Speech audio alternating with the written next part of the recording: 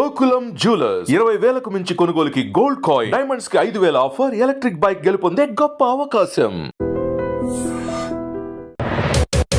అవకాశాలు సినిమాల్లో అయితే డెఫినెట్గా నాకు 10 years నుంచి చాలా తగ్గాయి. ఇలా వేళ్ళ మీద లెక్క పెట్టచ్చు.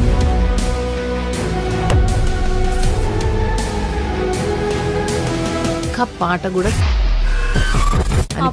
ఇస్తే maybe I'm retired from the film industry అని నేను అనుకోవచ్చు. ముంబైలో ఒక సింగర్కి మినిమం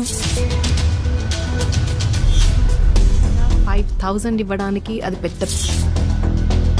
ఇజ్ ఇట్? యా. ఆయన కంపోజిషన్లో మేబీ అన్ని హిట్ సాంగ్స్ లేదంటే అంత జర్నీ ఉండటం మూలాన్నో ఏంటో కదా, it gave scope to many rumours. Do you think that way? Maybe he's a fan of you అనటం లేదంటే he's dependent on you for. ఒక జర్నలిస్ట్ నాకు చెప్పారు సచ్ టాక్స్ అనేసి. ఇలాంటి రూమర్స్ విన్నప్పుడు ఏంటి మనం ఇట్లా ఫన్ చేయకూడదా మరి ఇలా. యా, ఆల్మోస్ట్ కోవిడ్కి బిఫోర్ వరకు I was going to courts weekly twice వెళ్ళిన రోజులు కూడా ఉన్నాయి కొన్నిసార్లు అయితే.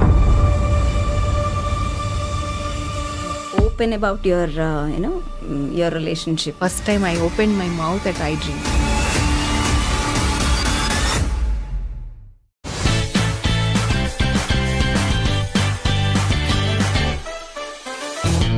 రామా రా. Thank you. Thanks a lot. That was so amazing. So amazing. Very good to start like this. Thank you so much. And ఎందుకు ఇంత మంచి గొంతు సినిమాల్లో ఎక్కువ వినిపించట్లేదు ఇప్పుడు? నాకు అదే డౌట్. నాకు ఎవరిని అడగాలో కూడా అర్థం అవట్లేదు. బికాస్ అందరూ నేను కనపడగానే ఫస్ట్ అడిగే మాట, కౌసల్య గారు ఏమైపోయారు, ఎలా ఉన్నారు, అసలు కనిపించట్లేదేంటి, వినిపించట్లేదేంటి అంటారు. నాకు కూడా సడన్గా నేను ఇలా ఏం చెప్పాలో అర్థం కాదు. వాళ్ళు ఎంత అభిమానంతో ఆ మాట అంటారు. బట్ నాకు అదే క్వశ్చన్ యాక్చువల్గా. నాకు అవకాశం ఇవ్వందే నేను వెళ్ళి పాడలేను. సో అవకాశాలు సినిమాల్లో అయితే డెఫినెట్గా నాకు 10 years నుంచి చాలా తగ్గాయి. ఇలా వేళ్ళ మీద లెక్క పెట్టచ్చు. డిక్టేటర్ మూవీ, సో గడిచిన నాయన అండ్ తుపాకీ రాముడులో నేను ఇక లాస్ట్ పాడింది. తర్వాత నేను అసలు ఒక్క పాట కూడా సినిమాల్లో పాడలేదు. అంటే వై డూ యూ థింక్? అంటే అసెస్ చేసుకుంటాం కదా, ఇది అయ్యుండొచ్చు, ఇది అయ్యుండొచ్చు, ఏదో ఒక కారణం మనకి మనం సమాధానం చెప్పుకోవడానికైనా. అంటే ఫ్రాంక్లీ స్పీకింగ్ చాలామంది సింగర్స్ వచ్చారు తెలుగులో వేళ్ల మీద లెక్క పెట్టే సింగర్స్ ఒకప్పుడు ఉన్నారు. బట్ టెక్నాలజీ కానీ రియాలిటీ షోస్ వల్ల కానీ చాలామంది సింగర్స్ పరిచయం అయ్యారు. యంగ్స్టర్స్లో టాలెంట్ కూడా ఉంది. They are all singing really good. వాళ్ళందరికీ ఆపర్చునిటీస్ వస్తున్నాయి. దానికి that is one good thing for which we have to feel happy. Okay, చాలామంది వచ్చారు సింగర్స్ అని. బట్ ఇంకొక రీజన్ ఏంటి అంటే వాళ్ళు చాలా తక్కువ పేమెంట్స్కి పాడడం అయి ఉండొచ్చు. మీరే ఇంటర్వ్యూ చేసిన చాలా ఇంటర్వ్యూస్లో మాకు పేమెంట్స్ అంత సినిమాల్లో రావు, మేము షోస్ గ్రాప్ చేసుకుని సంపాదిస్తాము, మాకు ఇక్కడ చాలా తక్కువ పేమెంట్, లేకపోతే అసలు ఇవ్వరు, చాలామంది ఇవ్వరు అని చెప్పిన వాళ్ళు కూడా చెప్పారు. కాబట్టి అసెస్ చేసుకోవడం ఏంటంటే మేబీ ఒక సీనియర్ సింగర్నో సీనియరో, నేను ఊరికే అంటే ఏజ్ వైజ్ అంటున్నా, మళ్ళీ ఇక్కడ నన్ను కామెంట్స్లో తిట్టకండి. సీనియర్ సింగరా మీరు సీనియర్ సింగరా అంటే మేబీ ఏజ్ నా మీద ఏజ్ వేసుకొని చెప్తుందా. అఫ్ కోర్స్ ఏజ్ అనేది అందరికీ ఎవ్రీ ఇయర్ యాడ్ అవుతూ ఉంటుంది. Everybody is ageing like. So అది నేను ఎప్పుడు ఇక్కడికి తీసుకుని అఫ్ కోర్స్ అది వేరే విషయం.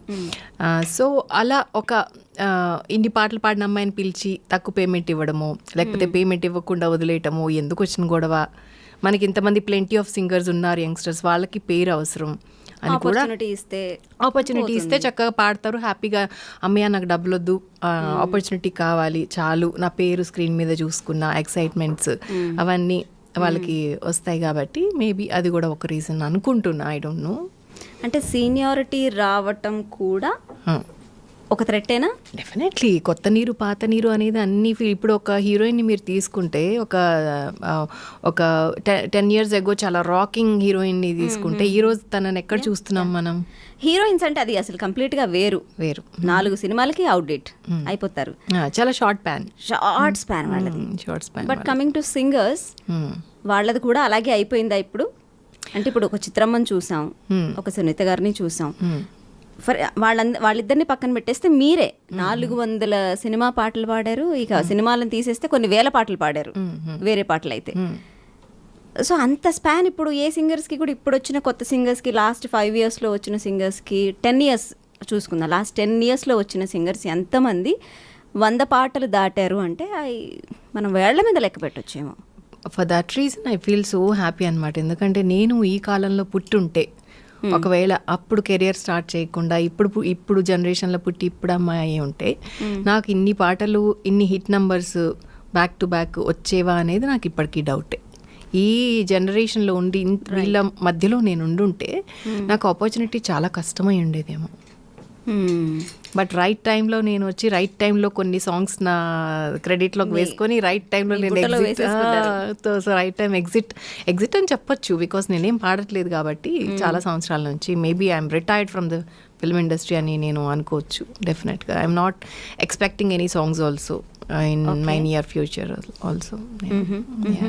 అంటే మీరు ఎక్కువ సినిమా పాటలు పాడకపోవడానికి రీజన్స్ ఒక 2-3 చెప్పారు. అందులో ఇప్పుడు వాళ్ళు అంటే ఇప్పుడు మ్యూజిక్ డైరెక్టర్స్ ఒక సీనియర్ సింగర్ని పిలిచి తనకి తక్కువ పేమెంట్ ఇచ్చి మొహమాట పడటం, నాకెందుకు అంత మొహమాటం, లేదంటే వాళ్ళకి ఎందుకు ఇబ్బంది పెట్టడం అని పిలవకపోవచ్చు. అది వన్ ఆఫ్ ద రీజన్ అయ్యి ఉండొచ్చు. సో కొత్త వాళ్ళని పిలిస్తే వాళ్ళకి ఒక ఆపర్చునిటీ ఇచ్చినట్టు ఉంటుంది అండ్ వాళ్ళు తక్కువకు పాడుతున్నారేమో అంటున్నారు. తక్కువ అంటే అసలు మ్యూజిక్ ఇండస్ట్రీలో ఇట్ ఈస్ నాట్ అంటే సినిమానే ఒక అన్ఆర్గనైజ్డ్ సెక్టర్ కింద చూస్తున్నప్పుడు వాట్ ఈస్ తక్కువ, వాట్ ఈస్ ఎక్కువ? వాట్ ఎవర్ ఇట్ ఈస్, అది ఎంతైనా ఉండొచ్చు.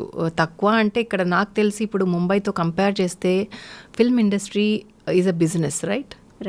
సినిమాలు తీయడం, సినిమాలు రిలీజ్ చేయడం, దాంట్లో ఇంత టర్న్ ఓవర్ 3 CR వచ్చింది ఫస్ట్ డే, ఇంత 300 CR చేసింది అని, ఎవ్రీథింగ్ ఇస్ బిజినెస్. సో దాంట్లో కూడా కంపారిటివ్లీ మన సౌత్ ఇండియన్ ఫిల్మ్ ఇండస్ట్రీ ఏదేదో చాలా తక్కువ పేమెంట్స్ కంపేర్ చేస్తే. ముంబైలో ఒక సింగర్కి మినిమం 2 lakhs 3 lakhs పేమెంట్స్ ఉంటాయి. వేరాస్ ఇక్కడ 5,000 ఇవ్వడానికి అది పెద్ద పేమెంట్ ఇక్కడ. Is it? యా. నా కెరియర్లో నేను తీసుకున్న highest payment was 30,000. Highest payment was 30,000 entire career. 33,000. Okay. So మేము పాడుతున్నప్పుడే ముంబై నుంచి సింగర్స్ని ఎవరైతే ఇంపోర్ట్ చేసి పాడిస్తున్నారో వాళ్ళందరికీ కూడా, అండ్ చెన్నైలో ఉండే సింగర్స్ కూడా ఇక్కడ సింగర్స్ కంటే కొంచెం ఎక్కువ పేమెంట్స్. చెన్నైలో అట్లీస్ట్ ఇక్కడ కంటే కూడా కొంచెం డబుల్ ద పేమెంట్స్ ఉంటాయి. బట్ ముంబైలో మాత్రం 3 times 4 times. ఎందుకని అంటే ఇప్పుడు సౌత్ ఇండస్ట్రీలోనే తెలుగుకి తమిళ్కి అంత డిఫరెన్స్ ఉంది. సరే నార్త్కి వెళ్తే అసలు ఇంకా అదైతే ఎంటైర్లీ డిఫరెంట్ కేస్ అంటున్నారు. ఎందుకు ఆ డిఫరెన్స్ ఉంది? బికాజ్ మన ఇండస్ట్రీ హైదరాబాద్ ఏదైతే ఉందో బైఫర్కేషన్ ముందు Chennai, Hyderabad was correct. So industry predominantly things were happening at Chennai only. So it took a lot of time to move things from Chennai to here in Hyderabad. Telugu industry move అవ్వడానికి చాలా time పట్టింది. For example music ఇండస్ట్రీలో ఉన్న music directors కూడా ఇక్కడికి రావడానికి చాలా సంవత్సరాలు ఆలోచించి అక్కడ నుంచి ఇప్పటికీ కూడా ప్రొడామినెంట్లీ అక్కడే చేస్తున్న వాళ్ళు కూడా ఉన్నారు మనకి. ఇప్పుడు మన లీడింగ్ మ్యూజిక్ డైరెక్టర్స్ ఎవరైతే ఉన్నారో వాళ్ళు చెన్నై నుంచి ఆపరేట్ చేస్తున్నారు. They are not in Hyderabad. Leading music directors అంటే ఎవరెవరు? నాకు తెలిసి దేవిశ్రీ గారు అక్కడ నుంచి చేస్తున్నారు. ఇప్పుడు అంటే తెలుగులో చేసేది అనిరుద్ గారు కానీ, డిఎస్పి గారు కానీ, తమన్ గారు కానీ అందరూ చెన్నై నుంచి, హైదరాబాద్లో వాళ్ళు ఉండరు. ఓకే. సో ఎవరు వచ్చారు ఇక్కడికి అని అంటే మణిశర్మ గారు మూవ్ అయ్యారు, కోటి గారు మూవ్ అయ్యారు. సో అప్పట్లో ఎస్ఏ రాజ్ కుమార్ గారు was the leading music director. రోజావే చిన్ని రోజావే హిట్ సాంగ్ అప్పట్లో, కానీ ఆయన రాలేదు, ఆయన చెన్నై బేస్డ్. సో అలా చాలా తక్కువ మంది టైం తీసుకొని ఇక్కడ రీలోకేట్ అయ్యారు. సో అక్కడే ఉంది ఇండస్ట్రీ. ఓకే. అంటే వాళ్ళు అక్కడే మ్యూజిక్ డైరెక్టర్స్ చెన్నై నుంచే ఆపరేట్ చేయటం అనేది ఒక తెలుగు సింగర్కి పేమెంట్స్ విషయాన్ని ఎట్లా ఇంపాక్ట్ చేస్తుంది? అలా నేను చెప్పను, అలా ఏం ఇంపాక్ట్ చేయదు. బికాస్ చెన్నైలో ఎందుకు ఎక్కువ ఉంది అనే దానికి నేను ఆన్సర్ చెప్తున్నా, ఎందుకు పేమెంట్స్ ఎక్కువ ఉన్నాయి అనే దానికి ఆన్సర్ చెప్తున్నా. ఎందుకంటే Chennai was the head quarters for Telugu and Tamil films. Basically predominantly అక్కడే అవుతాయి. సో అక్కడ ఇట్ వాస్ ప్రాస్పర్డ్ ఇండస్ట్రీ టోటల్గా ఫుల్ ఫ్లెడ్జ్డ్గా. బట్ వేరాస్ హైదరాబాద్లో స్టార్ట్ అయినప్పుడు ఇక్కడ it was taking baby steps. ఇక్కడ రికార్డింగ్స్ ఎస్వి కృష్ణారెడ్డి గారు తీసుకొచ్చారు ఫస్ట్ ఇక్కడ రికార్డింగ్స్ చేయడం. ఓ సో మేమందరం అప్పట్లో కోరస్ పాడేవాళ్ళం ఆ సినిమాల్లో. తర్వాత రమణ గోగుల్ గారు చేశారు ఇక్కడ. అలా స్టార్ట్ అయ్యింది ఇక్కడ. అప్పట్లోనే ఎస్ఏ రాజ్ కుమార్ గారు వాళ్ళు చెన్నై నుంచి వచ్చి ఇక్కడ రికార్డింగ్స్ చేసేవాళ్ళు. మేమంతా కళ్ళ ముందు చూసేవాళ్ళం ఎలా మూవ్ అవుతుంది ఇండస్ట్రీ. సో అందులో I was recording solo hummings కానీ, దేవీపుత్రుడులో వచ్చే ఒకలాంటి సౌందర్య బేబీని క్యారీ చేసేటప్పుడు బ్యాక్గ్రౌండ్లో ఒకలాంటి ఓపెరా వాయిస్ అది నాదే అనమాట.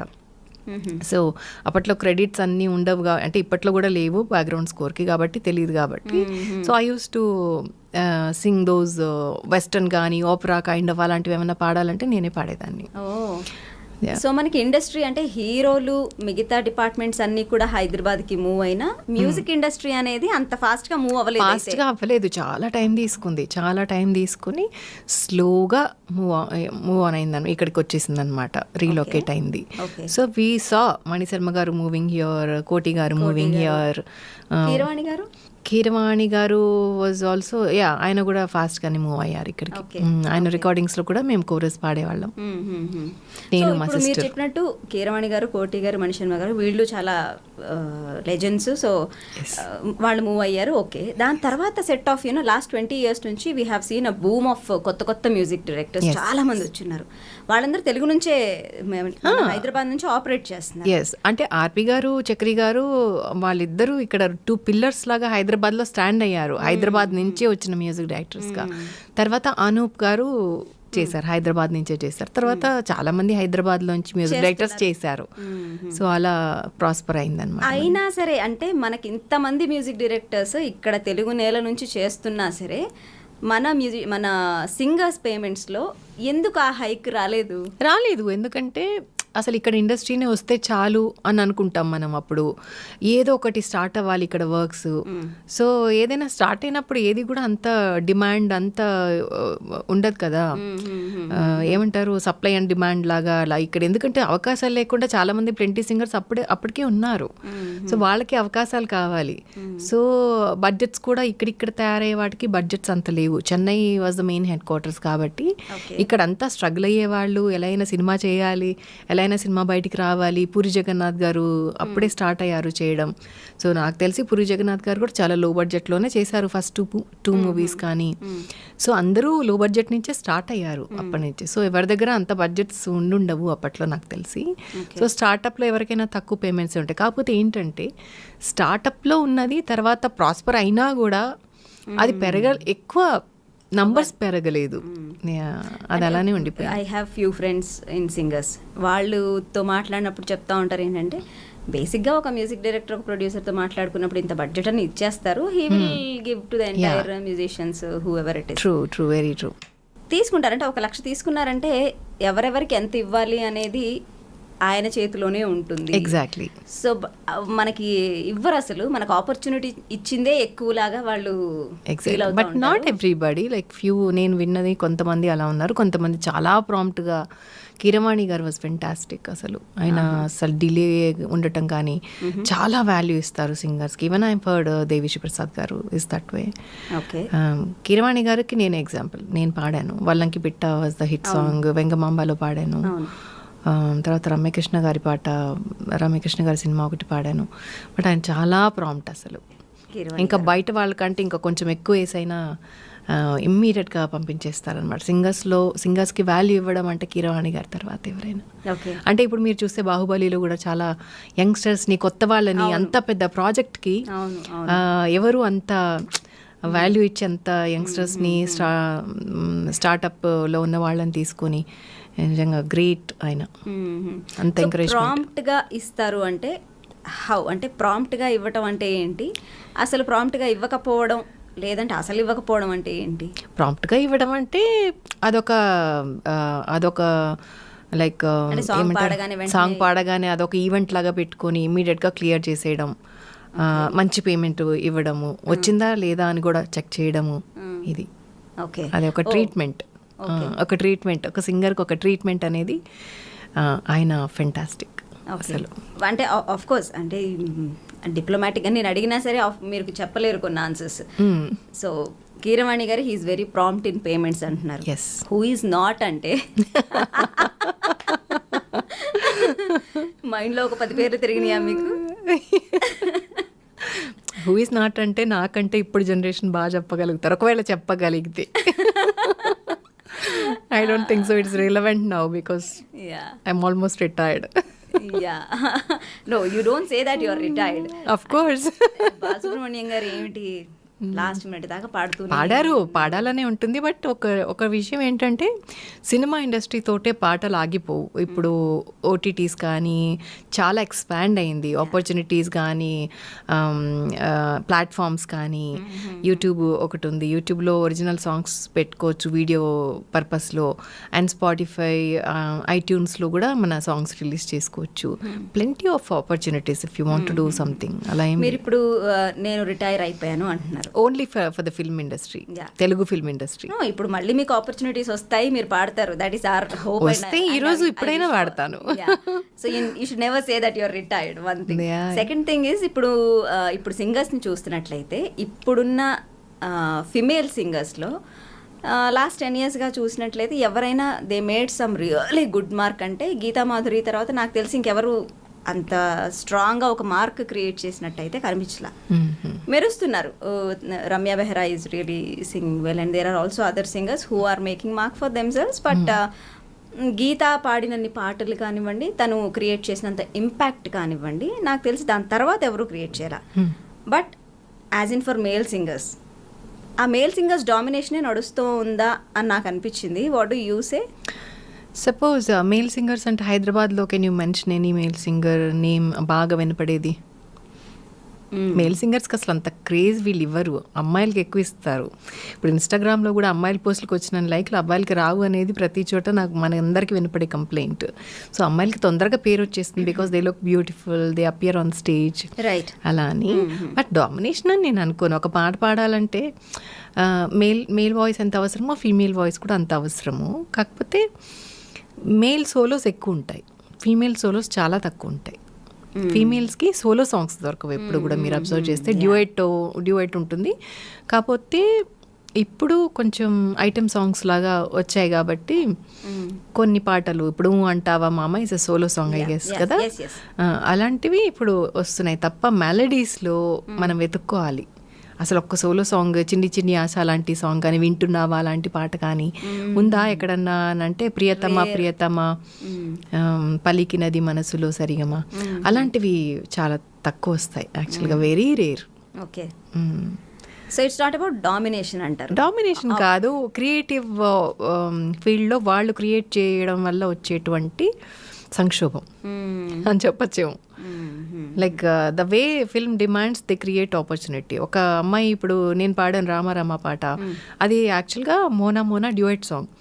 పూరి జగన్నాథ్ గారు నేను ఆసిన్ని ఇంట్రో నాకు ఆసిన్ ఇంట్రో కావాలి, అమ్మాయి గుళ్ళో ఒక పాట పాడుతూ ఉండాలి, అదే తర్వాత రొమాంటిక్ సాంగ్ కావాలి. మోనా మోనా మనం ఆల్రెడీ క్రియేట్ చేసాం, దానికి నాకు డివోషనల్ వర్షన్ కావాలని అడిగారు. సో అప్పుడు వచ్చిన బిట్ సాంగ్ అనమాట Rama Rama. It was not created. Okay, Mona Mona was created. దాని వర్షన్ వచ్చి ఇలా కావాలి, నువ్వు క్లాసికల్గా దాన్ని కొంచెం మౌల్డ్ చేయి, నువ్వు క్లాసికల్లో ఎంఏ చేసావు కాబట్టి నీకే వదిలేస్తున్నాను అని చక్రి గారు నా చేతిలో పెట్టిన ఒక బిట్ సాంగ్ అనమాట. అవునా? ఓకే. సో ఆ మోనా మోనా ఛాయలు రాకుండా, రొమాంటిక్ ఇది రాకుండా నేను క్లాసికల్గా భక్తితో పాడిన పాట అనమాట అది. సో ఆసిన్ ఇంట్రొడక్షన్లో ఆ పాట గుళ్ళో వస్తుంది. అప్పుడు నాగార్జున గుర్తు చేసుకుంటే ఆ పాట ఒక్కసారి పాడరా. మోనా మోనా మోనా మీనా కనుల సోనా, నీ పలుకే నా వీణ నీదా డిజిటల్ టోనా, సుకుమారా మాటలతో నీ వశమే నేనైతే, మహావీరా చూపులతో నా తనువే నీదైతే. ఆహా, చక్రి గారి కాంపోజిషన్స్లో మీరు చాలా పాటలు పాడారు కదా, ఎన్ని పాడారు? ఎన్ని పాడాను అంటాం కంటే most of the hit songs were from Chakri music. Like and నా అదృష్టం ఏంటంటే ఇప్పుడు మణిశర్మ గారికి నేను 5-6 పాటలు ఏమన్నా పాడుంటా, కీరవాణి గారికి 4-5 పాటలు పాడుంటా. బట్ దాంట్లో ఒక్కొక్క హిట్ సాంగ్ నాకు వచ్చేసింది. లైక్ ఫర్ ఎగ్జాంపుల్ వల్లంకి పిట్ట గంగోత్రిలో అది నాకు వచ్చిన తక్కువ ఆపర్చునిటీస్లో కూడా ఒక పాట హిట్ అయింది నాకు. అది అదృష్టంగా అనుకుంటాను నేను. చక్రి గారి మ్యూజిక్ డైరెక్షన్లో వేరాజ్ చాలా బంచ్ ఆఫ్ హిట్స్ ఉన్నాయన్నమాట, బ్యాక్ టు బ్యాక్. లైక్ లంచ్కి వస్తావా మంచికి వస్తావా, జుమ్ జుమారే జుమ్ జుమ్ జుమ్, మళ్ళీ కుయవే గువ్వా, ఇలా వరుసగా నువ్వు అక్కడ ఉంటే నేను ఇక్కడ ఉంటే, గుండెల్లో ఏదో సడి గోలిమార్లో, ఈరోజే తెలిసింది, ఈరోజే తెలిసింది, లేలేత నవ్వులా పింగాణి బొమ్మల, చాలా ఒక list of songs were super hit. Right. ఆయన కంపోజిషన్లో మేబీ అన్ని హిట్ సాంగ్స్ లేదంటే అంత జర్నీ ఉండటం మూలాన్నో ఏంటో కదా, it gave scope to many rumours. Do you think that way? Maybe అప్పట్లో ఇంటర్నెట్ ఎక్కువ లేదు కాబట్టి, అప్పుడు టీవీలో ఎవరిని ఇద్దరు పక్కపక్కన చూస్తే వాళ్ళ మీద నాకు తెలిసి చాలా ఫన్నీగా అనిపిస్తుంది నాకు కూడా. ఎవరైనా ఇద్దరు యాంకరింగ్ చేసినా, పక్క నుంచి ఎవరైనా ఎక్కువ వర్క్ చేసినా, ఇలాంటివన్నీ కామన్. సో అది అంటే అలాంటి రూమర్స్ విన్నప్పుడు ఆబ్వియస్లీ చక్రి గారికి కూడా తెలిసే ఉంటుంది. He's your mentor definitely. అన్ని సాంగ్స్ అంత జర్నీ మీరు షేర్ చేసుకున్నప్పుడు డెఫినెట్లీ ఒక మంచి రిలేషన్ అనేది అయితే ఏర్పడి ఉంటుంది. సో ఈ రూమర్స్ వచ్చినప్పుడు మీ రిలేషన్ మీద అది ఎట్లాంటి ఇంపాక్ట్ ఎఫెక్ట్ చూపించింది? యాక్చువల్లీ ఆయన ఎప్పుడన్నా ఈ నోటేషన్స్కి దాని మీద మెంటర్ అంటే he used to feel that I'm his mentor. Oh really? Yeah, నేను నీ ఫ్యాన్ని అని చెప్పేవాళ్ళు. ఇంటర్వ్యూస్లో కూడా ఆయన చాలా ఇంటర్వ్యూస్లో స్టేట్ చేశారు దట్ నేను కౌసల్య ఫ్యాన్ని, బికాజ్ తనకున్న క్లాసికల్ నాలెడ్జ్. ఎప్పుడైనా నోట్స్ రాయాలన్నా కూడా ఎక్కువ నన్ను స్పాట్ చేసే వాళ్ళందరూ రికార్డింగ్ స్టూడియోలో రికార్డిస్ట్ పక్కన నేను కూర్చుని వర్క్ చేసేదాన్ని. సో చాలా మంది కూడా అలా నన్ను స్పాట్ చేసేవాళ్ళు స్టూడియోస్లో. సో నేను అనుకుంటా even that can lead to rumours ఏమో మరి. ఎక్కువ నేను వర్క్ చేస్తున్నాను కదా, సో స్టూడియోలో ఉండేదాన్ని, వర్క్ చేసేదాన్ని. చాలా అసిస్టెంట్ లాగానో లేకపోతే సమ్ అదర్ ఏ నేమ్ ఇచ్చుకున్నా కూడా నేను శంకర్ మహాదేవన్ గారి వాయిస్ మిక్స్ చేసేదాన్ని, హరిహరన్ గారి వాయిస్ మిక్స్ చేసేదాన్ని. కొన్నిసార్లు లెటర్స్ కొన్ని తప్పులు వచ్చేవి వాళ్ళ దాంట్లో. అవన్నీ టెక్నికల్గా, నేను టెక్ సావి అనమాట. నేను టెక్నాలజీ అంటే నాకు చాలా ఇష్టం. టెక్నికల్గా ఆ లెటర్స్ని కరెక్ట్ చేయడం కానీ, పిచ్ కరెక్షన్స్ చేయడం కూడా. ఆ రోజుల్లో పిచ్ కరెక్షన్ అనేది it was so brand new. Okay, that was and there అసలు. అప్పుడప్పుడే పిచ్ కరెక్షన్, మెలోడిన్ సాఫ్ట్వేర్స్ అవన్నీ కూడా అప్పుడప్పుడు వస్తున్నాయి అనమాట. సో నేను పర్సనల్గా కూర్చొని నాకు అలాంటివి ఏమన్నా ఉంటే nobody can deal with it. నాకు ఆ ఫ్లాటో షార్పో, అది ఫ్లాట్ అయింది షార్ప్ అయింది అవన్నీ నాకు తెలియదు, నాకు సంగీతం రాదు, ప్లీజ్ టేక్ కేర్ అని చెప్పేసి నాకు వదిలేసేవాళ్ళు. సో అవన్నీ నేను ఆ వర్క్స్ చేసేదాన్ని అనమాట. So he was in a way, అంటే ఆయన he's a fan of you అనటం లేదంటే he's dependent on you for చాలా ప్రాజెక్ట్స్. చాలా పనులకి. ఒక జర్నలిస్ట్ నాకు చెప్పారు, హాసం రాజా గారు అని. So that led to such talks అనేసి. నేనన్నా వర్క్ చేయడంలో తప్పేంటండి, ఇంకా అది అలా అని కూడా అంటే ఇంక మనం ఏం చేయలేము. లైక్ నేను నవ్వేశాను అనమాట. See but I love working like that అనమాట. అంటే నేను కంపోజర్ కూడా, ఫస్ట్ నుంచి కూడా నేను కంపోజరు. సో నాకు తెలుసు కాబట్టి కంపోజింగ్స్ కొన్ని బ్యాక్గ్రౌండ్ స్కోర్లో కూడా కొన్ని బిట్స్ కంపోజ్ చేసేదాన్ని. మా అమ్మాయిలకి, గ్రూప్ ఆఫ్ అమ్మాయిలు ఉండే వాళ్ళందరికీ ఇచ్చేయడం, నోట్స్ ఇచ్చేయడం, పాడించేయడం, ఇవన్నీ చేస్తూ ఉండేదాన్ని అనమాట. సో అందరూ నార్త్ నుంచి వచ్చిన సింగర్స్ కరెక్షన్స్ అవన్నీ చేస్తూ ఉండడం వల్ల మేబీ అప్పుడు నాతో చెప్పారు, లైక్ ఒక ఇదిలాగా అనమాట, నోటీస్ ఇవ్వడం లాగా చెప్పారు, ఇలా చేయడం వల్ల ఇలా అనుకుంటున్నారు అని చెప్పి. నేను అన్నాను అలానే నేను I don't stop because I love that. Technology లేకపోతే నేను ఉండలేను అసలు. ఈవెన్ టుడే అసలు టెక్నాలజీ అంటే చాలా ఇష్టం నాకు. అన్నీ నేను సెల్ఫ్ టాట్. డెస్క్టాప్ నుంచి నేను ల్యాప్టాప్ వరకు కూడా నేను అన్నీ సెల్ఫ్ టాట్ అనమాట. I operate logic software. ఆ తర్వాత వీడియో ఎడిటింగ్లో నేను చాలా ఇష్టం, నాకు వీడియో ఎడిటింగ్స్ చేస్తాను. వ్లాగర్ నేను. తర్వాత నేను నా పాట నేనే ఎడిట్ చేసుకుని ఐఫోన్తో షూట్ చేసి ఐఫోన్లోనే ఎడిట్ చేసి ఒక మ్యూజిక్ వీడియో రిలీజ్ చేశాను. స్నేహమా అని టైటిల్, హిందీలో మాహియా అని. 2 songs కూడా నా యూట్యూబ్ ఛానల్లో ఉన్నాయి. అవి నేనే ఎడిట్ చేసుకున్నా పర్సనల్గా.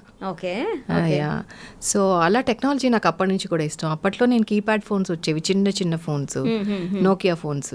ఆ దాంట్లో కూడా నేను నా సాంగ్స్ రారమ్మని నేను కంపోజ్ చేసి హాసం రాజా గారు అడిగితే ఆయనకి పంపించి బ్లూటూత్లో వాళ్ళు అది రింగ్ టోన్గా పెట్టుకోవడం అలాంటివి చాలా చేసేవాళ్ళం. నేను వాళ్ళకి పిట్ట చేస్తే నాకు ట్యూన్ చేస్తే కీరవాణి గారు ఆయన ఫోన్లోకి బ్లూటూత్లోకి నాకు ఇవ్వు నాకు పంపించు అని చెప్పేసి తీసుకున్నారనమాట. అలా రింగ్ టోన్లో పెట్టుకోవడానికి అనమాట. సో అలా ఏ టెక్నాలజీ కొత్తది వచ్చినా కూడా నేను ఎక్స్ప్లోర్ చేస్తాను దాన్ని. చాలా ఇష్టం నాకు. So I was on tech side, స్టూడియోస్లో కూర్చునేదాన్ని. బట్ రూమర్స్ వస్తాయి అని అంటే we should not stop working, because అలాంటివి మనల్ని ఆపకూడదు యాక్చువల్గా. సో ఇంకొక ఇంటర్వ్యూలో కూడా నేను విన్నాను, చక్రి గారిని ఇదే మాట అడిగారు, బట్ ఎందుకు తనని మీరు ఎక్కువ పాడించారు అనేసి. నా పాటలన్నీ ఎక్కడో ఉంటాయి, ఫర్ ఎగ్జాంపుల్ నిన్నే పాట హై పిచ్లో ఉంటాయి. సో హైదరాబాద్లో హై పిచ్ పాడగలిగే అమ్మాయి ఈ అమ్మాయి ఒక్కటే. సో మేము వేరే వాళ్ళని పిక్ చేసుకొని కూడా అది ఫెయిల్ అయ్యి కూడా మళ్ళీ అమ్మాయికి ఫోన్ చేసిన రోజులు కూడా ఉన్నాయి.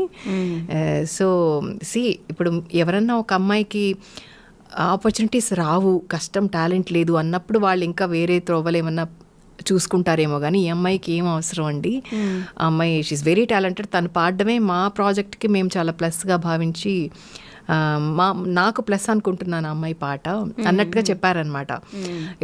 ఇట్ వాస్ లైక్ అసలు అమేజింగ్గా అనిపించి నాకు చాలా ఫోన్స్ వచ్చాయన్నమాట. అప్పుడు ఏంటి ఇంత ఇదిగా, నా రిలేటివ్స్ కూడా ఫోన్ చేశారనమాట, ఏంటి ఇంత అడ్మైరింగ్గా ఆ వాయిస్, నీ వాయిస్ అంటే అంత ఇష్టం అంటే. బయట ఎన్నోసార్లు చెప్పారు, ఇంటర్వ్యూలో ఇది ఫస్ట్ టైం చెప్పడం, బట్ నాకు ఫ్యాన్ ఇక్కడ, మీ ఫ్యాన్ ఇక్కడ నా ముందే అంటారనమాట పాడేటప్పుడు కూడా. ఎవరన్నా ఫెయిల్ అయిపోయి వెళ్ళిపోయినప్పుడు మళ్ళీ నేను వచ్చినప్పుడు కూడా అంటారనమాట, ఎంతైనా కౌసల్యే. కానీ ఇలాంటి రూమర్స్ విన్నప్పుడు జట్కే అనిపించింది, వాట్ ఈస్ దిస్ అన్నట్టు ఫస్ట్లో అనిపించింది. బట్ కొంచెం ఏంటి మనం ఇట్లా ఫన్ చేయకూడదా మరి ఇలా వచ్చినప్పుడు ఏంటి అనే ఒక ఆలోచన వస్తుంది ఎవరికైనా ఒకళ్ళకి. కాకపోతే ఇంత టెక్నాలజీ లేదు కాబట్టి కొంచెం అప్పటికి వినపట్టం వరకే, కొంచెం ఎక్కడన్నా రాయటము ఇలా వినపట్టం వరకే. డిజిటల్ మీడియా అప్పుడు ఇప్పుడున్నట్టు ఉండుంటే ఎలా ఉండేదో, అది వర్స్ట్గా ఉండేదేమో మేబీ.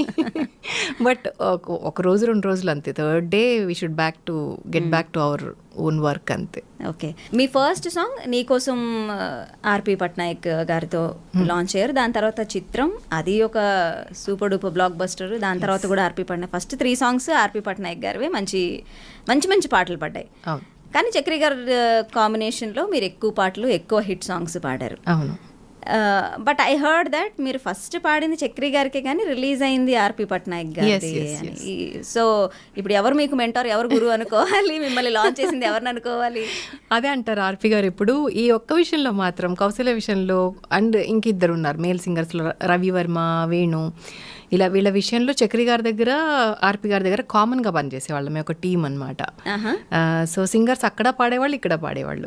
సో ఆయన అంటారనమాట, ఈ బ్యాచ్ ఉన్నారబ్బా, మన బ్యాచ్ విషయంలో మాత్రం మనం ఇద్దరం క్రెడిట్ తీసుకోవాలి, ఒక్కళ్ళకి చెందదు ఇది. నేను చెప్పను, ఆర్పి అండ్ చక్రి ఇద్దరు ఇంట్రడ్యూస్ చేసినట్టు అని అంటారనమాట, which is like very pleasant to hear. Right. And మీ ఈ 400 సినిమా పాటల్లో మీరు ఎస్పీబీతో చాలా పాటలు పాడారు. ఆయనతో ప్రయాణం అనేది ప్రతి సింగర్ కళ. ఇప్పుడు పాపం ఇప్పుడున్న సింగర్స్కి ఆ అదృష్టం లేకపోయింది. అవును. బట్ మీరు ఎస్పీబీ గారితో ఎన్ని పాటలు పాడారు? బంచ్ ఆఫ్ సాంగ్స్ పాడా. ఎస్పెషలీ నా సిగ్నేచర్ సాంగ్ అని, రారమ్మని అవును వాళ్ళిద్దరు ఇష్టపడ్డారు. ఆ పాట మాత్రం నిజంగా నేను ఊహించలేదు. నా సిగ్నేచర్ సాంగే బాలు గారితో పాడతాను అని నా డ్రీమ్, అది చిన్నప్పుడు డ్రీమ్ అనమాట అది. సో ఆయన్ని కలవాలి అనే డ్రీమ్, పాడాలని కూడా ఉండేది కాదు నాకు, ఎందుకు అత్యాస అన్నట్టు.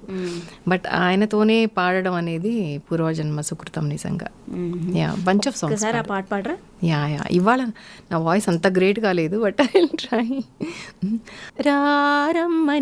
రారమ్మని రామచిలుక పిలిచెను ఈ వేళల్లరి వెల్లువగా, చల్లని పల్లవిగా మల్లెల పల్లకిగా రానా, ఉకిరి బికిరిగా మిక్కిలి మక్కువగా చుక్కల పక్కకు గొనిపోనా, లేలెమ్మని లేత గాలి తాకెను ఈ వేళ, మాటల కందని ఊసులతో మనసే నిండిన దోసిలితో.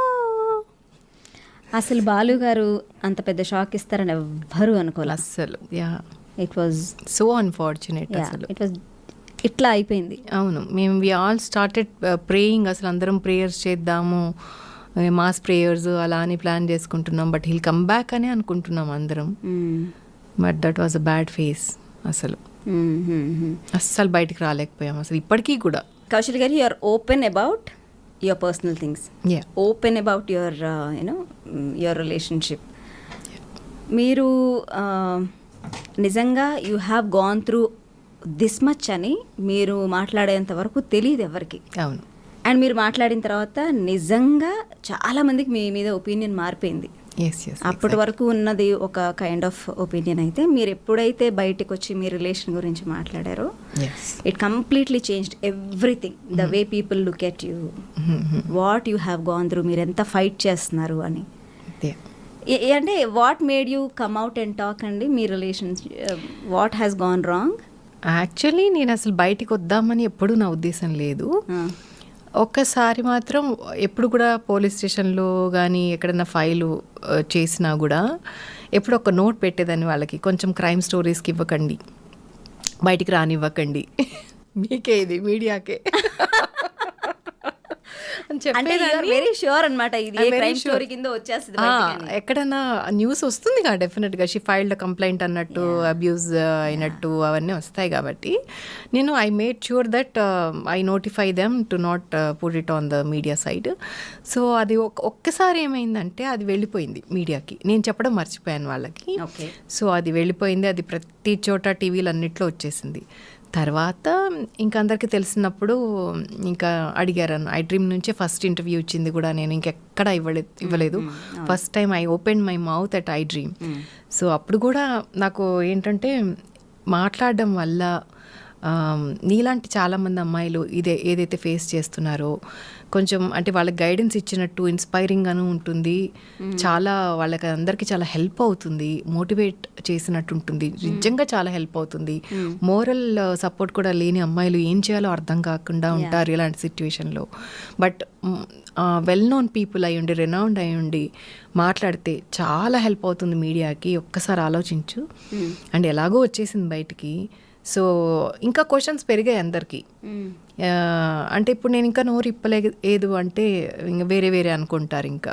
సో ఎలాగో న్యూస్ వచ్చేసింది, సో నేను ఐఎమ్ ఆన్సరబుల్ ఏంటి ఎందుకు అయింది అనేది. ఎందుకంటే నేను ఇష్టపడే వాళ్ళు, నన్ను ఇష్టపడే వాళ్ళు కూడా చాలా మంది ఉంటారు బయట.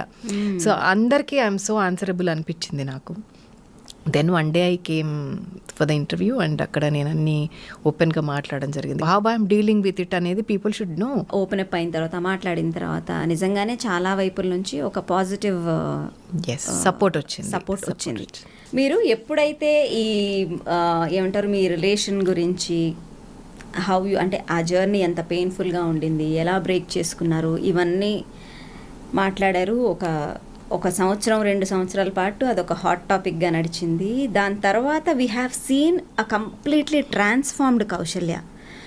అంతకుముందు చూసిన కౌశల్యకి దాని తర్వాత చూసిన కౌశల్యకి చాలా మార్పు వచ్చింది మీలో, మీ స్టైల్లో, మీరు బయటకు వచ్చి బోల్డ్గా మాట్లాడే విధానంలో, your social media presence, everything change అయిపోయింది.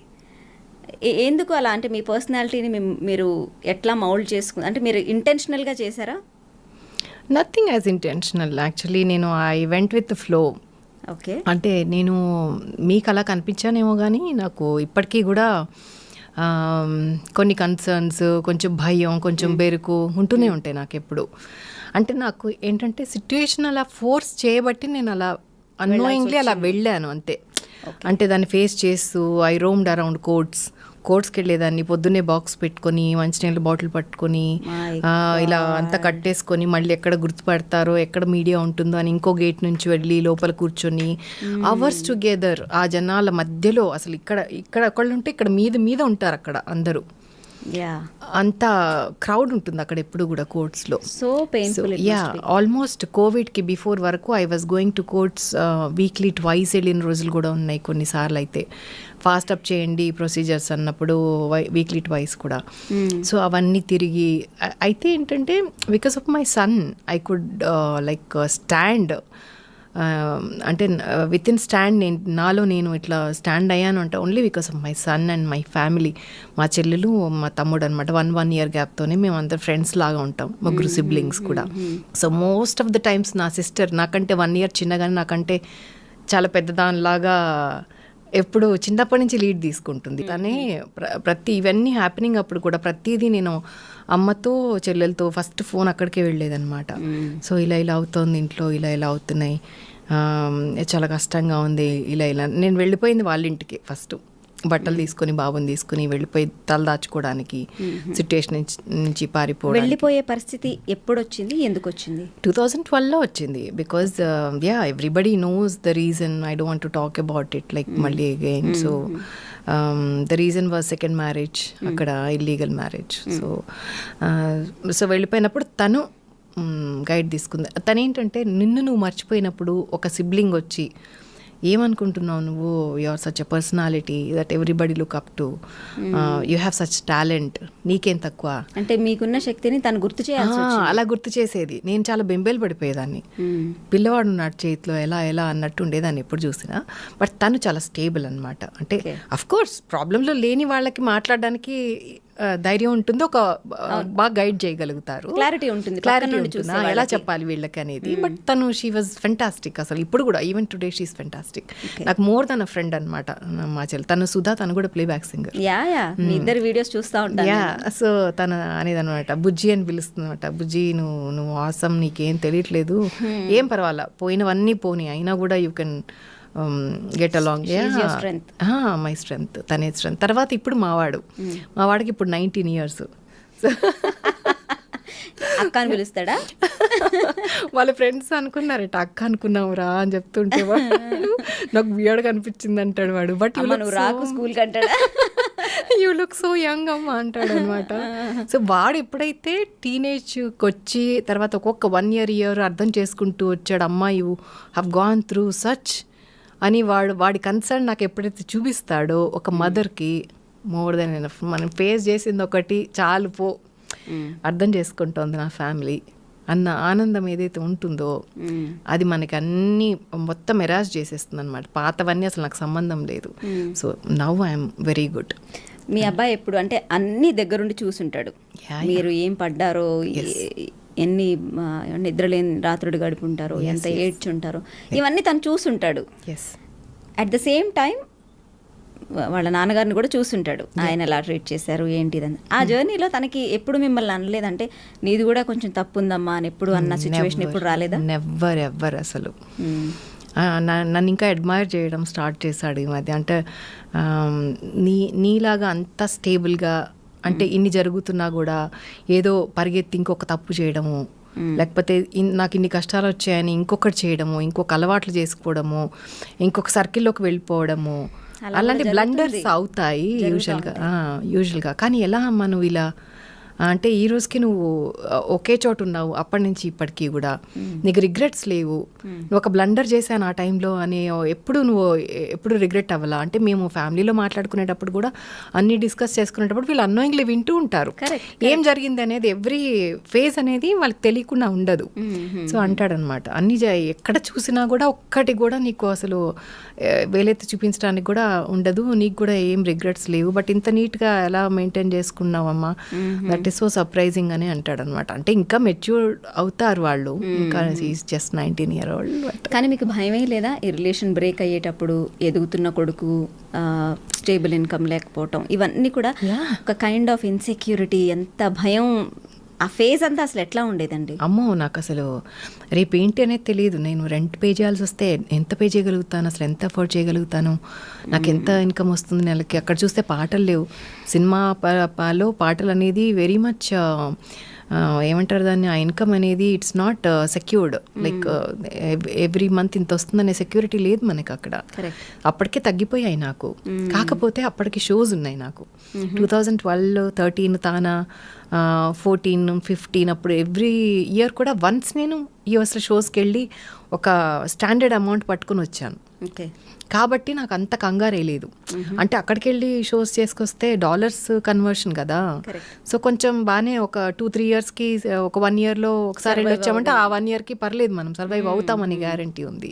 సో అందుకని కొంచెం నాకు అంత బెంబేలు ఎత్తలేదు అనమాట. తర్వాత మళ్ళీ డౌన్ అయింది.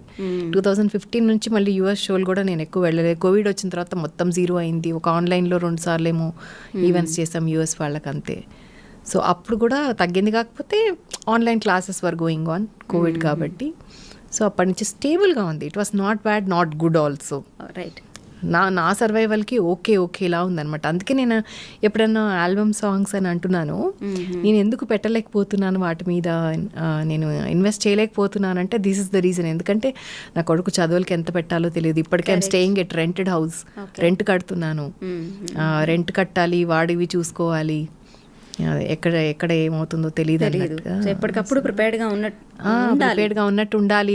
తర్వాత మన మీద మనం ఎంత పెట్టుకోవచ్చు, మనం ఎంత లావిష్గా ఉండాలి. ఇప్పటికీ నా శాంట్రో కారే వాడుతున్నా నేను. This is the time I need to change it. డెఫినెట్గా దాని రిజిస్ట్రేషన్ కూడా ఇప్పటికి 20 years అయింది. ఓకే. సో అలాంటి కొన్ని మస్ట్ ఉంటాయి మనకి. కారు సెక్యూరిటీ, కార్ అనేది వెరీ మచ్ ఎసెన్షియల్ మనకి. సో అలాంటి ఖర్చులు కూడా వస్తూ ఉంటాయి. సో అందుకని గబుక్కుని నా కోసం ఖర్చు పెట్టుకోవాలంటే చాలాసార్లు ఆలోచిస్తా. చాలా వాడు అదే అంటాడు, ఏంటమ్మా అంత సాక్రిఫైస్ చేస్తావు లైఫ్లో, ఎలా ఉండగలుగుతావు ఇలా అని అంటాడు అనమాట. నేనన్నా నీకు అలా అనిపించిందంటే అదొక వావ్ మూమెంట్ అనిపిస్తుందంటే you will learn something from me, that's enough for me అని అంటాడు. ఆలోచన రావటమే ఇట్స్ మెచ్యూరిటీ. Right, maturity. అంటే what is the lowest moment in your life అండి? Lowest point? I lost my own property, apartment. అది నా lowest point. అది మీరు తీసుకున్న నా హార్డ్ అండ్ యా నేను అడ్వాన్స్ ఇచ్చిన ఎవిడెన్స్ కూడా పెట్టాను కోర్టులో. కానీ తర్వాత మనం ఎక్కువ అప్పట్లో చేతితో ఇచ్చేవాళ్ళం డబ్బులు.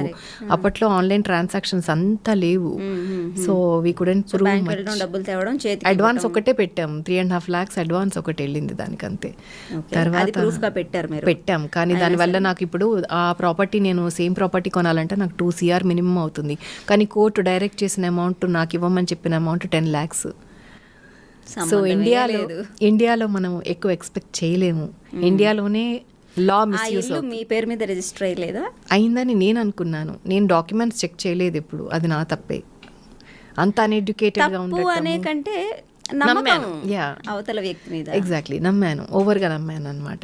సో అంత మోసం ఉండకపోవచ్చులే అన్నట్టు. సో అదే నాకు ప్రాణం మీదకి వచ్చిందనమాట. సో అది చాలా లోవెస్ట్ మూమెంట్. అక్కడి నుంచి నేను ఎప్పుడైతే 2014-15లో we moved out of the house, we had to and evict చేసి ఇక్కడ రెంట్ హౌస్కి ఎప్పుడైతే వచ్చానో అప్పుడు కొంచెం పించింగ్గా ఉండేదన్నమాట. అయ్యో, నాకు ఎప్పుడు రెంటెడ్ హౌస్లు మారుతున్నప్పుడు అప్పుడు ఇష్టం లేకే నేను ఓన్ హౌస్కి రిజిస్టర్ చేసుకున్నాను అనమాట. ఈ షిఫ్టింగ్లు ఉండకూడదు లైఫ్లో, ఈ కంఫర్ట్ అనేది నాకు కంపల్సరీ కావాలి అని చెప్పి I was so keen on it. So Santro car కొన్నానప్పుడు అండ్ ఇల్లు 2 చేసుకున్నాను ఫస్ట్. దాంట్లో నా కారు ఒక్కటే మిగిలింది, నాకు ఇల్లు కాస్త వెళ్ళిపోయింది. సో ఇప్పుడు మళ్ళీ నేను రెంటెడ్ హౌస్కి మళ్ళీ బ్యాక్ టు పెవిలియన్ లాగా మళ్ళీ మొదటి మూమెంట్కి వచ్చేటప్పటికి నాకు కొంచెం అది పించింగ్ పెయిన్ లాగా ఉండేదన్నమాట. అయ్యో నా ఇల్లు అన్నట్టు ఉండేది. నిజంగానే పెయిన్ఫుల్, వెరీ పెయిన్ఫుల్. కష్టార్జితంతో తెచ్చుకున్నది.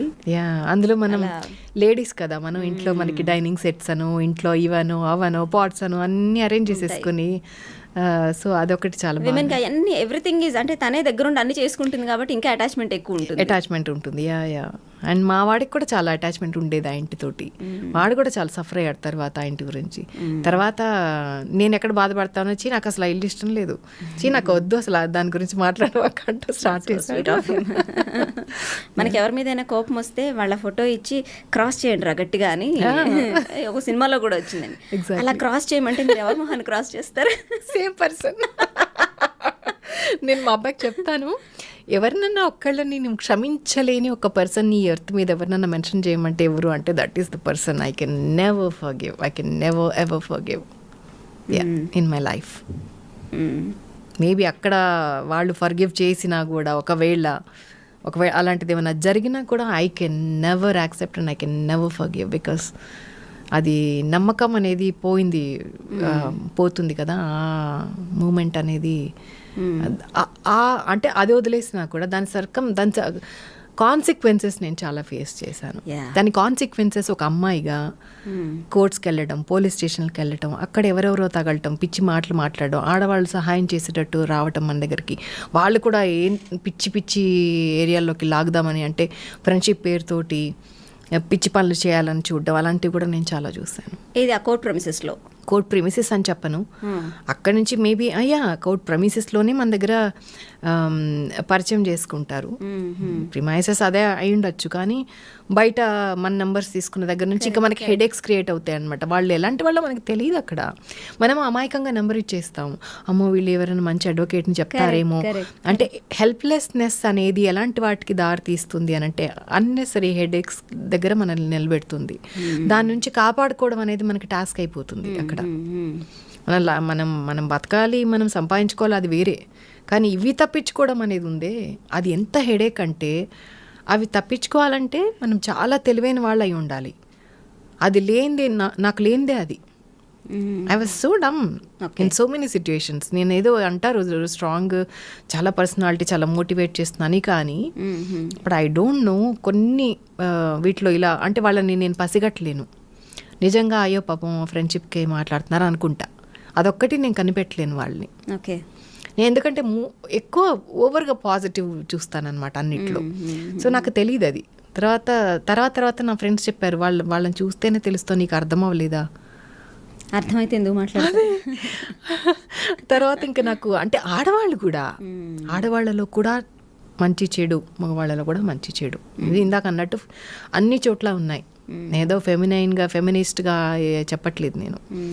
సో అలాంటివి కూడా నేను ఫేస్ చేశాను. అంటే అప్పుడు అర్థమైంది నాకు, అమ్మో ఆడవాళ్ళతో కూడా జాగ్రత్తగా ఉండాలి అమ్మాయిలు. సో మనకి ఎవరి హెల్ప్ తొందరగా, అసలు మనం డిపెండెంట్గా ఎవరి హెల్ప్ కోసం మనం చూడకూడదు. మనకి తోచింది మనం ఎలా బయటపడతామో అవే చేసుకుంటూ వెళ్ళిపోవాలి. మ్యాక్సిమం మన స్ట్రెంగ్త్ మనం పెంచుకోవాలి, మనమే స్ట్రాంగ్గా ఉండాలి, మనమే డీల్ చేసుకోవాలి, మన హెడేక్ మనదే అనేది అక్కడ నేర్చుకున్నాను నేను. At the same time any day మనం ఏం చేసినా సరే కొంత నెగటివిటీ అనేది వస్తూనే ఉంటుంది కదా. Percentage anyways that will be there any day any time. మిమ్మల్ని బాగా బాధ పెట్టిన సందర్భాలు, ట్రోల్స్ ఇట్లాంటివి ఏమున్నాయి? చాలా తక్కువ అని చెప్పాలి. మేబీ నన్ను ఒకటే బ్యూటిఫుల్గా ఉండదు ఈవిడ, అందంగా ఉండదు అనే విషయాల్లో కొంత నేను చదివాను నెగిటివిటీలో. అంటే కంపేర్ చేసి సింగర్స్లో somebody else is meant for beauty, not she like అన్నట్టు. కొంతమంది వేరాస్ she's natural beauty, that is the original beauty, she's the beauty అనే వాళ్ళు కూడా ఉన్నారు. మీ పాస్ట్ రిలేషన్ నుంచి ఇప్పుడు మీరు కంప్లీట్గా ఆ బంధనాలన్నీ తెంచేసుకున్నారా? ఎప్పుడో 2012 2008 నుంచి అది నడుస్తూ ఉండింది. సో అప్పటి నుంచి కూడా all alone, and before that also I was alone. Okay, so it is completely over now. I am mother, అంతే, mother mood. Okay okay. So అంటే ఇంకా హాంటింగ్ ఏమైనా ఉన్నాయా లైఫ్లో? హాంటింగ్ ఏం లేవు, కాకపోతే నేనే ఇంకా చాలా సాధించాల్సింది ఉండింది, కానీ ఎక్కువ నేనేం ఎఫర్ట్స్ పెట్టలేదు అని అంటే మా అబ్బాయి చాలా సీరియస్గా వస్తాడు అనమాట. What are you even talking, ఏంటి after making so much fame and name your talking this అమ్మా, your so generous to say that. No, అంటే దిస్ అంటే నువ్వు చాలా ఎర్న్ చేసావు లైఫ్లో, you have fame, you have name, and నువ్వు అంత కష్టపడి పాడావంటే నేను పాడాను, కానీ ఎవరో క్రియేట్ చేసి ఇచ్చిన ఆపర్చునిటీ నేను పాడాను. Whereas I'm composer myself, what I was doing నేను క్రియేట్ చేసుకోవచ్చు కదా నా కోసం, నేను ఎక్కువ చేయలేకపోయాను అలాంటివి అని అంటాను. బట్ ఎందుకు చేయలేకపోయావు మరి అని అడుగుతాడు. ఎందుకు చేయలేదు అంటే దానికి ఒక బడ్జెట్ కావాలి. ఇప్పుడు నేను ఒక పాట ట్యూన్ చేసేస్తా, నా దగ్గర ఉంది, నా బ్యాంక్లో పడి ఉంటుంది, దాన్ని బయటకు తేవాలంటే I should hire a keyboard player, I should hire a studio, అన్నీ కనెక్టెడ్ విత్ మనీ. మంచి కంటెంట్ తేవాలంటే టీం కావాలి, టీం వర్క్ ఉండాలి. అదేదో అలా అయింది, కానీ చాలా మంచి కామెంట్స్, మెసేజెస్ వస్తున్నాయి అనమాట, చాలా బాగుంది అని. బట్ అలాంటివి చేయాలి అని అనిపించింది నాకు. ఇండిపెండెంట్ మ్యూజిక్ అని ఇప్పుడు చాలా మంది చేస్తారు, వాళ్ళ పాటలతో ముందుకు వస్తున్నారు. దాంతో ఏం సాధిస్తారు? ఇండిపెండెంట్ మ్యూజిక్ వల్ల ఏం వస్తుంది? రికాగ్నిషన్? యా, ఇప్పుడు ఓన్లీ మన ఇండియాలో మాత్రమే ఇండిపెండెంట్ సాంగ్ అనేది అసలు ఆ ఏరియా లేదు ఒకప్పుడు, మనకి లేదు. ఎందుకంటే 80s లో కూడా ఒక ఫల్గుని పథక్ కానివ్వండి, లక్కీ అలీ కానివ్వండి, అసలు independent music was ruling then. ఇప్పుడు ఏమైంది అసలు? ఉంది ఇప్పుడు, ఎందుకంటే రాహుల్ సిప్లిగంజ్ వచ్చిందే ఇండిపెండెంట్ యూట్యూబ్ సాంగ్స్ తో కదా. అండ్ ఈవెన్ మంగ్లీ ఈరోజు టుడే మంగ్లీ తను షైన్ అవుతుంది అంటే only because of her YouTube channel కదా. తర్వాత ఫిల్మ్స్ లో ఆపర్చునిటీస్ ఇచ్చారు. సో ఆర్టిస్ట్ హిట్ అవ్వాలనుకుంటే దేర్ ఆర్ ప్లాట్ఫామ్స్. అందుకే ఒరిజినల్ మ్యూజిక్ ఎప్పుడు కూడా ఒక ప్లాట్ఫామ్ అందరికీ కూడా. వై నాట్ అందులో హిట్ అయిన వాళ్ళు చాలా మంది ఉన్నారు. అంటే ఆ సాంగ్ అంటే మేబీ డిపెండ్స్, అంటే అంత తొందరగా రాదు, వ్యూస్ అనేవి తొందరగా రావు. ఇప్పుడు నా పాట సినిమా పాటలకు వచ్చిన వ్యూస్ నేను ఇప్పుడు ఇండిపెండెంట్ సాంగ్ పెడితే దాంట్లో చాలా స్లోగా వెళ్తాయి అవి, ఎందుకో తెలీదు. బట్ మన వాళ్ళకి ఇంకా తెలియదు కదా మేము కూడా ఇలాంటివి చేస్తాము అనేది. మేబీ టైం పడుతూ ఉండొచ్చు, బట్ చేయాలనుకుంటే ఇప్పుడు ఆడియోస్ స్పాటిఫైలో వెళ్తున్నాయి, సో బయటకైతే వస్తున్నాయి పాటలు. ఓన్లీ ఆడియో కూడా మనం రిలీజ్ చేసుకోవచ్చు without video. So that is one good thing. So independent music is all about showing your own talent చూపించుకోవడం ఒక ప్లాట్ఫామ్. అది చేస్తూ ఉంటే ఇప్పుడు ఒక యూట్యూబర్కి చాలా బడ్జెట్స్ కావాలి. అది నేను అనేది ఏంటంటే ఖర్చు పెట్టి వీడియో తీసే ఒక ప్రొడ్యూసర్ కావాలి దానికి. So even including me everybody look up to a producer who can like at least spend on video. At least audio మేము స్పెండ్ చేసుకున్నా కూడా మేము ఆడియోకి కూడా తక్కువేం అవ్వదు, చాలా అవుతుంది. 2 lakhs వరకు ఒక సాంగ్కి ఖర్చు పెట్టాల్సి ఉంటుంది. సో అది అట్లీస్ట్ మేము ఖర్చు పెట్టినా అప్పటికే మా పని అయిపోతుంది. అమ్మా మనం ఖర్చు పెట్టేసాం అయిపోయింది. ఎవరన్నా వీడియోకి క్రౌడ్ ఫండింగ్ కానీ ఏదైనా ఫండింగ్ కానీ ఉంటే బాగా రిచ్గా వస్తుంది పాట. రిచ్గా వచ్చినప్పుడు వ్యూస్ వస్తాయి. మనం సరిగా చేయనప్పుడు వ్యూస్ కూడా రావు. అప్పుడు చేసి కూడా ఉపయోగం ఉండదు. అప్పుడు సాంగ్ కూడా హిట్ అవ్వదు. అంటే వీడియో అంత డిమాండ్ ఉంది ఇప్పుడు. వీడియో కరెక్ట్గా చేస్తేనే ఆ ఆడియో కూడా హిట్ అవుతుంది. So it is all package అన్నమాట ఆడియో వీడియో అనేది. సో అది ఇక్కడ problem. So marketing oneself is also very important కదా. అంటే మనం ఇప్పుడు ఎస్పెషలీ అంటే మాకు ఆల్రెడీ సినిమా ప్రొఫైల్ కాంట్రిబ్యూట్ చేసింది. What if the person who is starting from the scratch, new కమర్స్కి వాళ్ళకి ఆర్టిస్ట్ ప్రొఫైల్ మెయింటైన్ చేసుకోవాలంటే ఫస్ట్ నుంచి కష్టపడాలి వాళ్ళు. ఒక క్వశ్చన్ అడుగుతాను ఇప్పుడు మిమ్మల్ని, అస్సలు నో అఫెన్స్ ఎట్ ఆల్ అండి. Okay, you are a single parent. ఇప్పుడు ఎక్కువ ఆపర్చునిటీస్ లేవు. What is the main source of income to ఫ్యామిలీని ముందుకు సర్వైవ్ అవ్వడానికి? This is a very good question. నేను ఎప్పుడైతే ఫ్యామిలీ ఇష్యూస్లో I lost my own apartment అనమాట, ప్రాపర్టీ, దానిలోంచి నేను వెకేట్ చేయించారు. సో అది నా పేరు మీద కాకుండా వాళ్ళ పేరు మీదకి ఎలా వెళ్ళిపోయిందో నాకు ఈ రోజుకి తెలీదు. నాకు అసలు ఫైనాన్షియల్ మ్యాటర్స్లో నాకు అసలు అప్పుడు లేదు ఇప్పుడు లేదు నాలెడ్జ్ నాకు. So I lost whatever I have earned, hard earning money అంతా కూడా పోగొట్టుకున్నాను. సో తర్వాత నేను అప్పుడు నాకు ఇదే క్వశ్చన్ వచ్చింది, ఎలా బాబున్నాడు, ఎలా ఇప్పుడు ఓన్ హౌస్ కూడా లేదు అంటే I need to pay rents, ఆ రెంట్ కూడా నాకు రావాలి ఎలా అని చెప్పి నేను ఆన్లైన్ మ్యూజిక్ అకాడమీ స్టార్ట్ చేశాను. కౌసల్య మ్యూజిక్ అకాడమీ నా పేరే పెట్టుకున్నాను, సో దట్ ఈజీగా అందరికీ తెలియడానికి. కౌసల్య మ్యూజిక్ అకాడమీ ఫస్ట్లో మాదాపూర్లో రన్ చేశాను. కోవిడ్ తర్వాత ఇంకా రెంట్స్ వేస్ట్ అవుతున్నాయి అని చెప్పి అప్పటికప్పుడు వెకేట్ చేసేసాం. తర్వాత స్టూడెంట్స్ పేరెంట్స్ అంతా కూడా మాకు అక్కడికి వచ్చి కూర్చుని వెయిట్ చేయడం కంటే కూడా ఆన్లైన్లో చక్కగా ఉంది, మాకు మా ముందు వాళ్ళు నేర్చుకుంటున్నారు. అంటే మేము ఇంట్లో ఉండగానే వాళ్ళు లాగిన్ అవుతున్నారు, చక్కగా వాళ్ళ రూమ్లో వాళ్ళు నేర్చుకుంటున్నారు, బాగుంది, మా టైం సేవ్ అవుతుంది. వాళ్ళకి డిఫరెన్స్ ఏం లేదు. ఇంకా 1-to-1 ఫోకస్ ఉంటుంది ఆన్లైన్లో అయితే. గ్రూప్ సింగింగ్ ఉండదు కదా, ఎందుకంటే ఒకళ్ళు వాళ్ళ ఇంట్లోంచి, ఒకళ్ళు అంబర్పేట నుంచి, ఒకళ్ళు సరూర్ నగర్ నుంచి వస్తే అది సింక్ అవ్వదు ఆన్లైన్లో. సో ఒకళ్ళ తర్వాత ఒకళ్ళని అటెండ్ చేస్తాం. సో ఇది బాగుంది మాకు అంటే అలానే ఆన్లైన్లో రన్ చేస్తున్నాం అనమాట. సో దాంట్లో ఓవర్సీస్ స్టూడెంట్స్ కూడా ఉన్నారు. సో దానివల్ల జస్ట్ అది నాకు మెయిన్ ఇన్కమ్. నాకు అంటే షోస్ చేస్తున్నాను, షోస్ ఎలాగో ఉంటాయి. మన తానాకు వెళ్ళాను అనమాట, చిత్రమ్మతో స్టేజ్ షేర్ చేసుకోవడం జరిగింది ఫర్ ద ఫస్ట్ టైం. తానాలో very first day 7th perform చేసాము. సో అలా once in a while shows and academy run చేస్తున్నాను, ఫౌండర్ అండ్ సిఇఓగా రన్ చేస్తున్నాను. And even I'm taking classes for the overseas students. వాళ్ళకి పర్సనల్గా నేనే 1-to-1 క్లాస్ తీసుకుంటా. And I submitted my PhD also. Viva exam కూడా అయిపోయింది. They announced doctorate to me recently from Padmavati Mahila university. అక్కడి నుంచే నేను thank you so much, MA music కూడా అక్కడి నుంచే చేశాను. సో ఇప్పుడు డాక్టరేట్ వచ్చింది, అది కూడా వాయిస్ కల్చర్లో అనమాట. So I can say that I'm a voice specialist, voice trainer. అంటే ఏంటి వాయిస్ కల్చర్లో?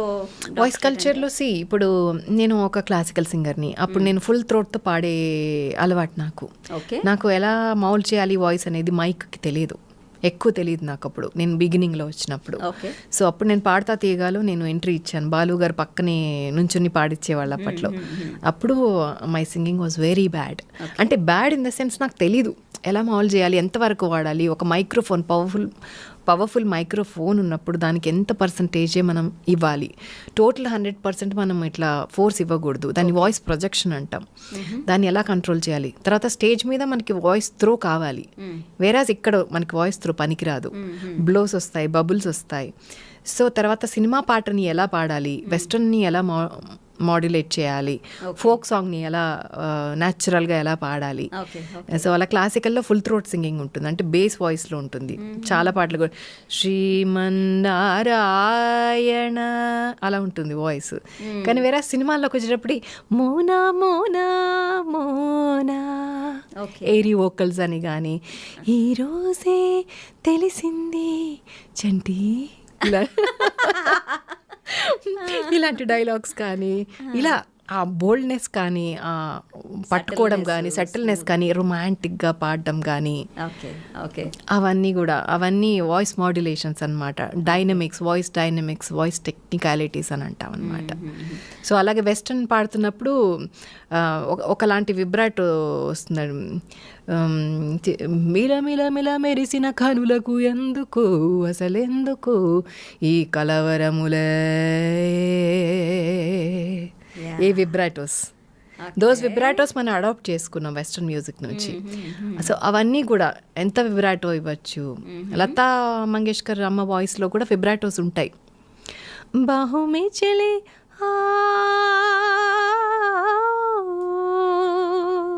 అలాంటివి ఆవిడ చాలా ఫాస్ట్గా ఇస్తారు. ఇంకా నేను ఇక్కడ ఇవ్వలేదు ఇప్పుడు, ఆవిడ చాలా ఫాస్ట్గా ఇస్తారు. సో అలాంటివి కూడా నార్త్లో వేరేగా ఉంటాయి విబ్రాటోస్, మనకి సౌత్లో వేరేగా ఉంటాయి.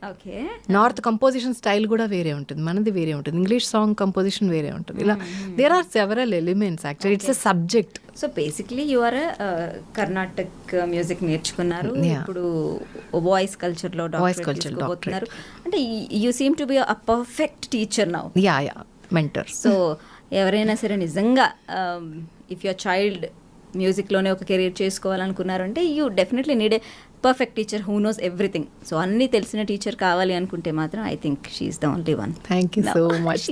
Only one I see. ఈ హాట్ డిస్కషన్ నుంచి కొంచెం చిల్ అవుతాం.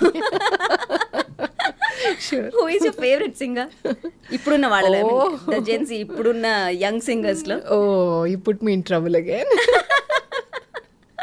There are plenty actually. నాకు ప్రణవి వాయిస్ చాలా ఇష్టం. ఓకే, ప్రణవి వాయిస్ చాలా సూదింగ్గా ఉంటుంది. ఇంకా అబ్బాయిలో కూడా చాలా మంది ఉన్నారు. అనురాగ్ కుల్కర్ని చాలా బాగా పాడుతున్నాడు. అండ్ హేమచంద్ర వాయిస్ అంటే ఎప్పటి నుంచో క్రేజ్ నాకు, బట్ చాలా బాగా పాడతాడు. అండ్ దినకర్ సూఫీ పాడితే నాకు చాలా ఐ గో క్రేజీ, చాలా ఇష్టం. హిందీ సాంగ్స్ కానీ ఆ టింజ్ బాగుంటుంది దినకర్ వాయిస్లో. అండ్ కేసీ కూడా, కేసీ చాలా ట్రెడిషనల్ ఈ touch, native touch, Telugu touch ఉంటుంది. దీపు కూడా ఇంక ఇట్లా పెరుగుతూనే ఉంటుంది. అదే మొత్తం అదే 1 2 3 వరుసగా ఉన్న సింగర్స్ అందరి పేర్లు చెప్పండి. ఒక్కొక్కళ్ళలో ఒక్కొక్కటి బాగుంటుంది, ఒక్కొక్కళ్ళలో ఒక టింజ్ బాగుంటుంది. Thank you so much. My pleasure for coming in to the studio and opening up about everything. And you are not retired. Okay, I take my word back. Yeah, you're not at all retired. I'm ready to sing actually. Yeah, నాకు opportunity వస్తే డెఫినెట్గా పాడతా. And other than films I keep doing some of the other songs or project అలా చేస్తూనే ఉంటాను. I'll try to do. Yeah, it was fantastic talking to you. Thank you so much. I look forward for many independent music songs, and also you will come back in movies. Sure. We are looking back. Thanks looking for you. that. So sweet of you. Thank you so much for your words. Kaushali garu. Thank you. Yeah.